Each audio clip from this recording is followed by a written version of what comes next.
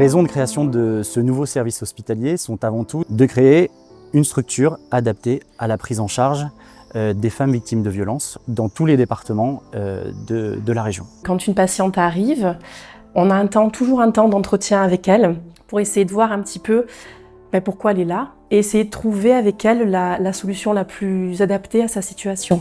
Elles ont toutes des problématiques qui tournent autour de la violence, fatalement, mais la violence, elle peut prendre des formes différentes. Elle peut être physique, psychologique, sexuelle. Et c'est sûr qu'on ne va pas avoir la même orientation, la même approche selon le motif de la venue. On essaie d'accueillir la femme de manière à ce qu'elle se sente à l'aise, en sécurité. On lui garantit aussi la confidentialité de ce qu'elle va nous révéler et en fonction, on lui propose du coup une orientation médicale, sociale, psychosociale, juridique, tout un panel qu'on peut offrir à la patiente qui pousse nos portes. Donc ça passe sur le plan médical, pour nous en tout cas en tant que sage-femme, c'est un accompagnement, une prise en charge de la jeune femme à la femme beaucoup plus âgée aussi, son suivi gynécologique lambda. Parfois, on accueille des femmes qui n'ont pas vu de médecin, de sage-femme depuis de nombreuses années et qui ont besoin de refaire un point sur les dépistages, en fait, tout type de dépistage du cancer. On parle de contraception, on parle de sexualité, donc de vie sexuelle aussi, d'épanouissement personnel. Ça, c'est pour le plan vraiment physique, on va dire.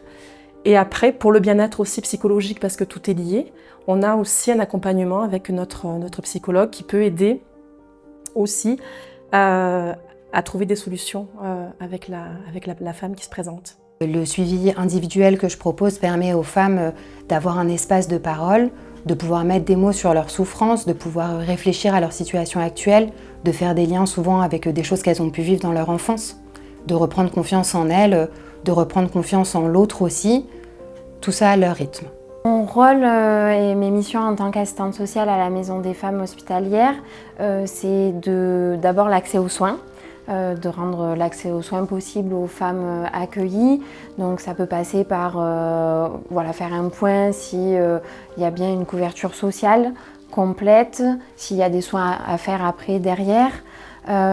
C'est aussi accompagner sur l'hébergement, le logement, de la coordination aussi avec les partenaires. Voilà, c'est faire un petit point global et rendre possible l'accès aux droits aussi, donc administratif. Plusieurs moyens d'arriver sur ce service. Des moyens qui sont plus liés au secteur judiciaire, avec notamment les services de police et de gendarmerie qui peuvent orienter les femmes à la suite de l'audition vers cette structure. Les services hospitaliers sont au cœur aussi du dispositif avec les urgences, mais aussi les autres services du pôle mère-enfant, et notamment la maternité, la pédiatrie. Et bien sûr, les acteurs du travail social de proximité sont aussi au cœur du dispositif et peuvent faire appel à la Maison des femmes hospitalières. Le but, c'est d'essayer d'accueillir quelqu'un comme on accueillerait quelqu'un à notre maison.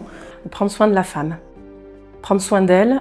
Toutes les femmes qui sont victimes de violences ou qui ont vécu des violences sont accueillies au sein de la Maison des femmes hospitalières. La Maison des femmes hospitalières et la question des violences n'est pas qu'une affaire de femmes. Je pense que c'est avant tout un enjeu majeur de notre société.